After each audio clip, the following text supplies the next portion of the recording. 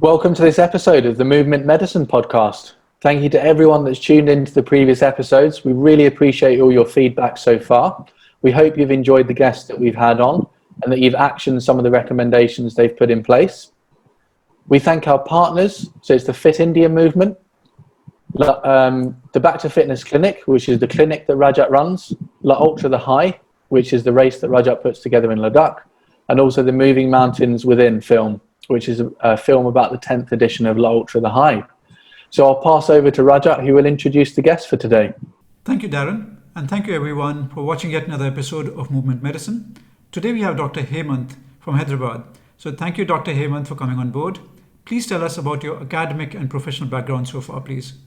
I am basically a surgical oncologist, a cancer surgeon by training. I practice in Hyderabad. I'm from this part of the world, and I've done my BBS and then my MS and my MCH and robotic surgery training. It's a long haul. I mean, it's like good 12 to 14 years of doing nothing for yourself in terms of staying fit and actually doing everything to become unfit, I would say, physically and mentally both. It's pretty taxing, and the long haul of this medical study, which starts right from, unfortunately, from your 11th, 12th onwards, you tend to lose focus regarding what you yourself are when it comes to fitness. So now basically I am a cancer surgeon who has ability, who basically focus on doing keyhole cancer surgeries. So, Okay, fantastic. So we can see that you've got a Hyderabad Runners t-shirt on there. Can you tell us? Can you tell us about your experience with running? So these guys, Hyderabad Runners, is like a part of the family now. I probably spend more time with them than with my immediate family, and I'm sure my wife would agree to it. Yeah. So running, in the sense, like it was like an accidental kind of a thing which happened to me. I was closing up to 40, and then with this mad rush of medical school, and then finishing your education, getting into setting up your practice, running around places. I mean, it was like 24/7, 365 into 12 was the thing.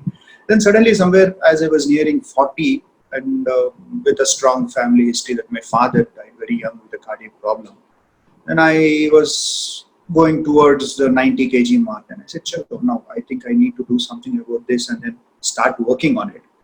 And I started playing badminton with a couple of friends, and then you know how these doctors are. I mean, it's like 4 guys have to occupy a court. Sometimes you'll have 2 guys, you'll have 1 guy, and so in the interim, when we were changing our roles to take the court, I would start running, and then I felt that okay, after a long while, I'm able to run. So that's how it started. And then somewhere around 2014, all this happened. And then I went home, and then I found the most expensive cloth hangers that we all have in our house, the treadmill. It's like my towels and all were on that. And you're an Englishman, so you know what IPL is, right? So this was a treadmill which I had purchased somewhere in 2008-9. So that was IPL season 1-2. So I told myself that I finish my work and come home somewhere around 8:39ish. That's when the match is like in a crucial phase. The IPL match is like in a crucial phase. So I thought, instead of just sitting and having my dinner in front of the TV, let me use this treadmill. So that was the reason why I purchased a treadmill when it was IPL 1-2 season. And then I started using it at IPL 6-7. I think in 2014 was IPL 6, if I'm not wrong, 7.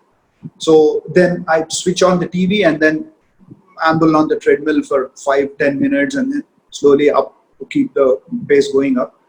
And I started enjoying it. And somewhere in the end of 2014, I decided to step out of my house, and I have a beautiful place called Usmania University, which is just next door. I need to just jump out of my window into that. And then I started running there, and then miraculously, I started meeting friends, and then suddenly I registered for a 10K, and by 2014 end, I was doing a decent 10K. And then, I ran into these guys, and these guys have totally made me crazy. I just went to the next level. And then 2015, Pondicherry. 2016, Auroville was my first half marathon, and it was an amazing experience, and I just loved it. And I just came home and then sold my treadmill very symbolically. I sold my treadmill on OLX. And I got rid of my treadmill and I was like hooked to outdoor running. So that is my story about how I came into running. Pretty accidental, but then I realized that I was enjoying it. And all the more when I stepped outdoor, I just took to it. So, and if I have to go back, as a kid, I don't call myself, I'm not a sportsman. I was never a sportsman. I'm not even, never, I would say I was very active, but I was never athletic. My school was a very football crazy school. Very unusual in India to have football crazy school. Like my entire class was very fit. All of them would be into football and I would be like into studies and into other extracurricular events, but not into sports. I would try and participate in everything. I would put my finger in, I would play badminton, the street cricket and all that, but I never made the mark when it came to basically being a good sports person. So for me, this is absolutely like reinventing myself into something which I've never expected. While we are at it, Dr. Hemanth, please tell us more about Hyderabad runners. How has it changed lives? How has it changed the city? How about yourself as well? Please tell us more about what is the running scene like in Hyderabad? Yeah, lives in the sense like I've told you, see, when we start our fitness journey, so all of us take that one step forward and then you say that, okay, I'm enjoying this, I will go forward.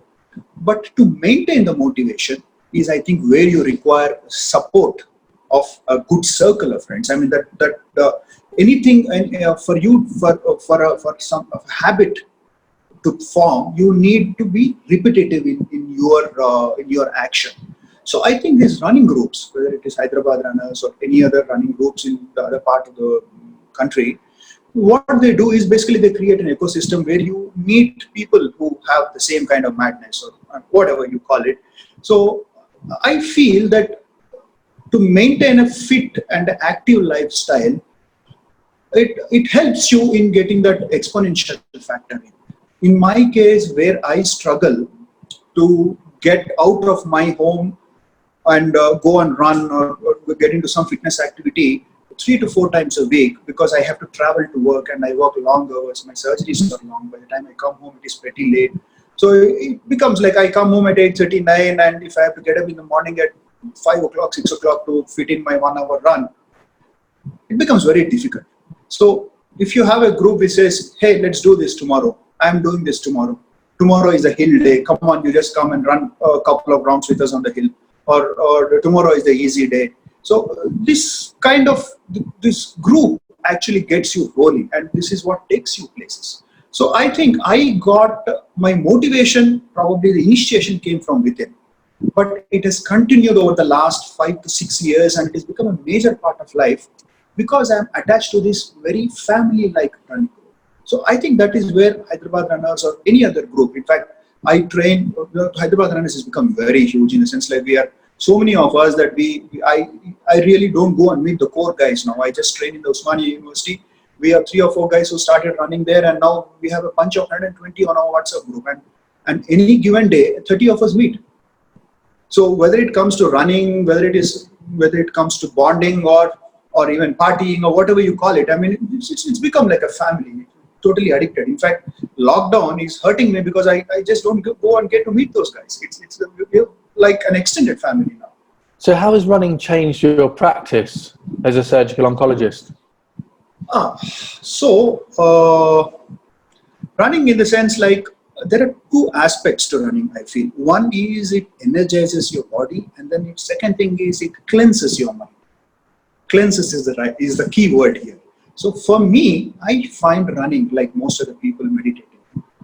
I usually run with a group, but then if I have a problem, if I have a complicated surgery or a patient of mine is not recovering well, I tend to just go away from the group and then run in the opposite direction. I find a lot of relief, a lot of comfort in solo running.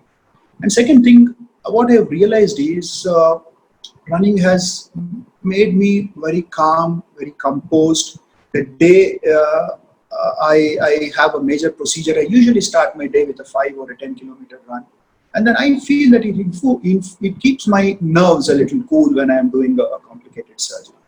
And the fact that running has also made me very grounded, I would say, the way I deal with my colleagues and my interpersonal relationships at work, where I deal with my juniors. I'm a lot more patient, I'm a lot more comfortable, and I would say I'm a lot more thankful for a lot of things after I have started running. So you might say it's the endorphins which are working, or whatever. I mean, like, but definitely it has changed the way I solve problems. So, and I as a cancer surgeon, I have quite a few complicated problems which I handle. We have sick patients, elderly patients, sometimes massive surgeries, and then the patients don't recover well. So I find solace, I find comfort in running.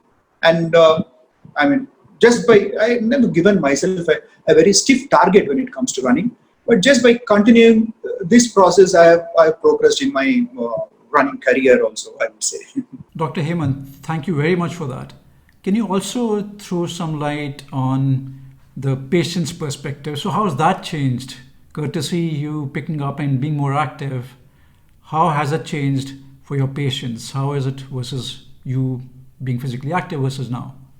Yeah, so what has happened is a lot of my patients nowadays, patients are very smart. I mean, like they know about the doctor before, you would agree. I mean, before they step into your room, they would have studied you.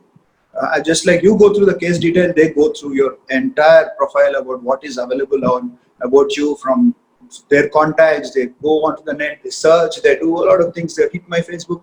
I actually logged out of Facebook. So they come and say that, sir, I've seen your photographs, you seem to be into running, and so once I recover, I want to run with you. A lot of my patients have done it. Actually, they have said it and they have done it also. So as a part of an initiative of friends here, once again supported by Hyderabad Runners, we have a foundation called Grace Cancer Foundation, which basically deals with cancer education and early detection. So in the last 2 years, we have been conducting our cancer run. And we are very prominently using the word cancer in a run. Normally, we would like to put the word cancer out. It's because we want to raise awareness, tell people that not every cancer patient dies. There's so many who do well. So a lot of our patients come and do, it's a 2, 5 and 10K event, and it's grown tremendously in the last 2 years. And a lot of patients come voluntarily participate in it. The attendants come. I have had patients who have recovered from malignancies and who have run 10Ks. And there was this very funny incident where what we had decided was 2K is for the survivors. We called it survivor run. And then we asked all the patients who are fit enough to come join us, do a walk, do a jog, whatever they're comfortable with. So this is one gentleman, he's a young man, he's a very fit man. Young in the sense like late 40s, and he's had an early malignancy, he recovered well. So on the event day, on the race day, he comes and says, sir, why didn't you change my category from 2K to 10K?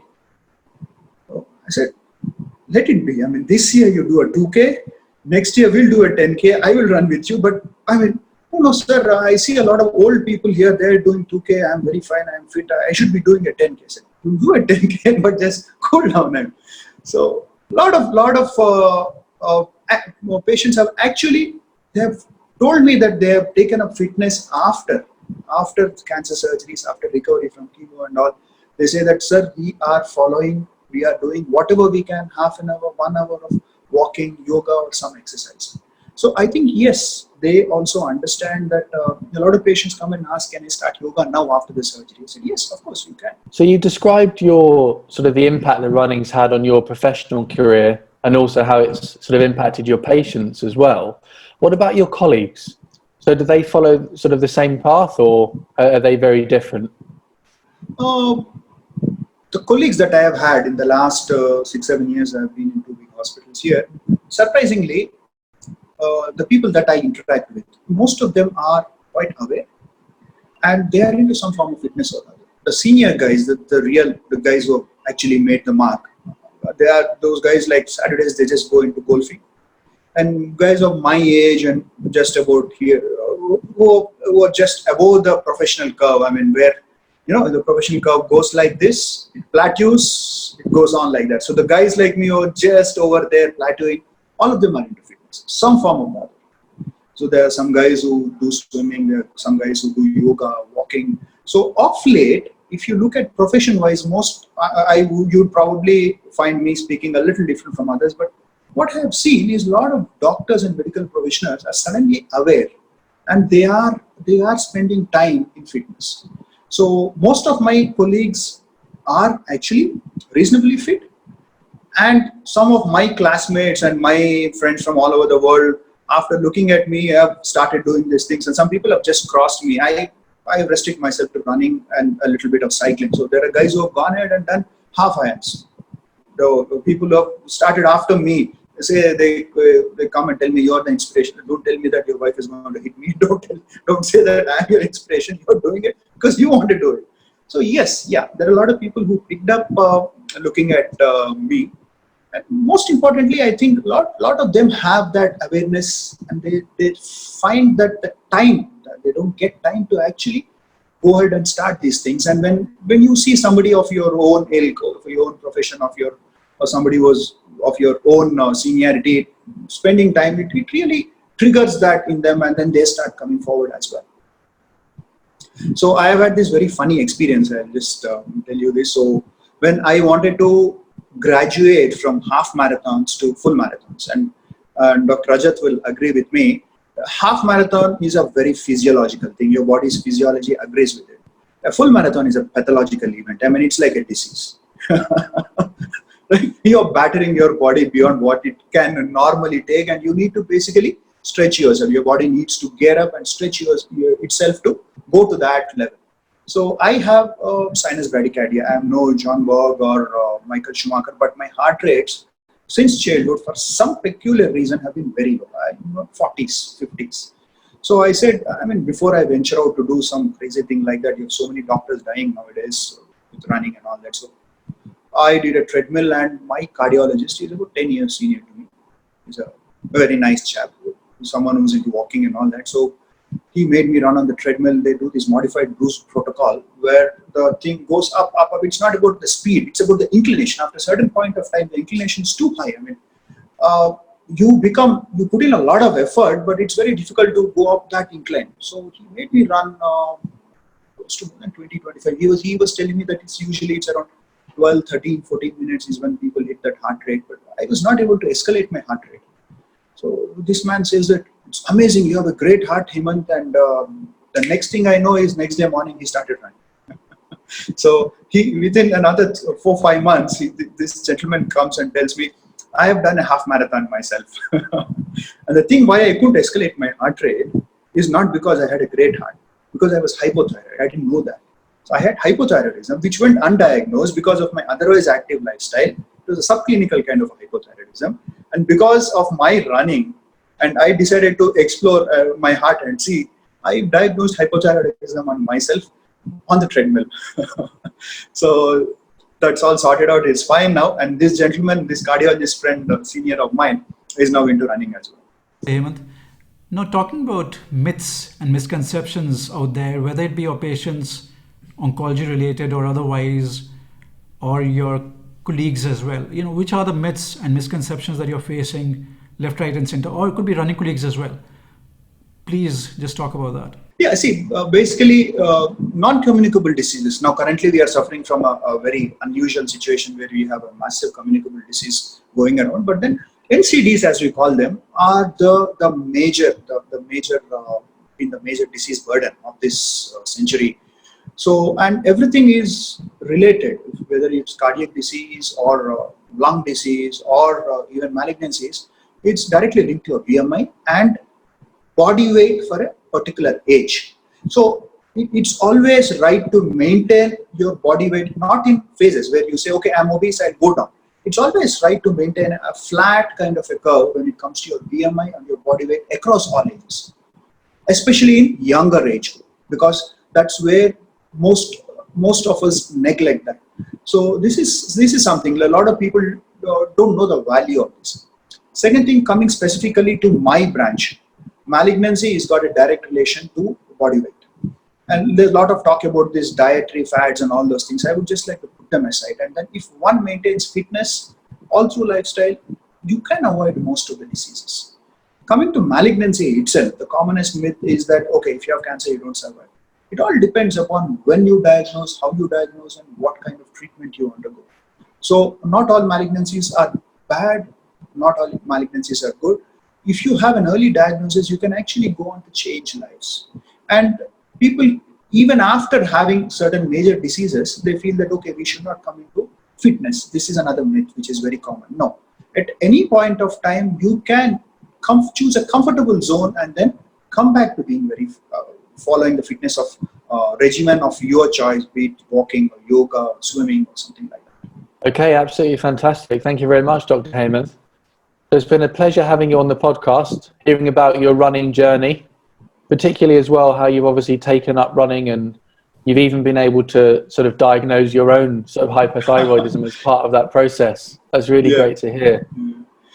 One thing that I haven't done, and probably I'm gearing up for, is the La Ultra. So I don't know if I will ever reach there. That's brilliant, Dr. Hemanth. So what kind of distances, the longest that you've run so far? What are you planning to run at La Ultra? Anyone can do it, by the way. So of course, you should plan, train, come along for it. Oh, I have done a lot of half marathons, and I have done 3 full marathons. I'm guilty of not training extremely well, in the sense like with my timing schedules. I have attempted two ultras, and one was SRT, the initial, that really, was really tough. And last year I attempted Malnad. Malnad I finished, but then it was like 5 or 10 minutes beyond the cutoff time, so it's a DNF. And so was what do you call the earlier one, SRT, where at 32, where there's an internal checkpoint at 32, I had gone there 5 to 10 minutes later, and they just pulled my bib and they said, okay, it's 5 minutes, please allow me, I'll finish it. No, we can't do it. And there were a lot of people like me. I've put up photographs of that. I think you should show it to everyone. This is what running has actually taught me, is that what I did was I collected all these guys who were very agitated, who missed that internal checkpoint by hardly 5 minutes or so. They were agitated, they were trying to, argue, and some of them were pleading with them. I said, that's fine. You've done 32. What more do you want? Be comfortable. And I organized a gang of the DNFs, took a good photograph of them, and then pointed out on the map where I DNF'd. And I said, it's an amazing experience. How many times, I see, we are people who have always faced challenges and achieved things. How many DNFs do you have in your life? I have very few. This is a DNF, I will enjoy it. And I've decided that every year I'll have one DNF. I'll attempt an ultra. I will try to push to its finish, not too hard. I will enjoy the process. And if it's a DNF, I take it, I'll be happy with a DNF. So my aim is probably a DNF in La Ultra or finish it. Let me see where it goes. So Dr. Hemanth, the tagline at La Ultra is failing is not a crime, lack of effort is. And isn't failure the biggest lesson in life, the biggest teacher? Yeah. No, effort, you will have all my effort. But then if I'm happy, I party, I celebrate. If I finish, even if I don't, I use that 1-2 hours extra that I have saved to celebrate once again. So here's the deal, Dr. Hemanth. You've already done enough distances, enough of these ultras and all that. So come along for this 55 kilometers that we have at La Ultra the High. Give it a good shot. Of course, courtesy corner, there's a lockdown. Most people haven't been able to run or train as hard as they could have, should have. Have a good experience. And as you say, I'm not suggesting you fail there on purpose. Experience is what you take away. So you're coming this year, all right? Yeah, I will. It's on the bucket list. It is. I don't know if it is going to be this edition or I will definitely meet you there on the course, without a doubt. Sure. Cool. Look forward to. Fantastic. Well, thanks very much for joining us, Hemanth. It's been an absolute pleasure. No, pleasure is all mine. Thank you. Thank you, Dr. Hemanth. Thank you so much. We'll bring this episode of MoveMint Medicine to a close, and we'll bring you the next episode very soon.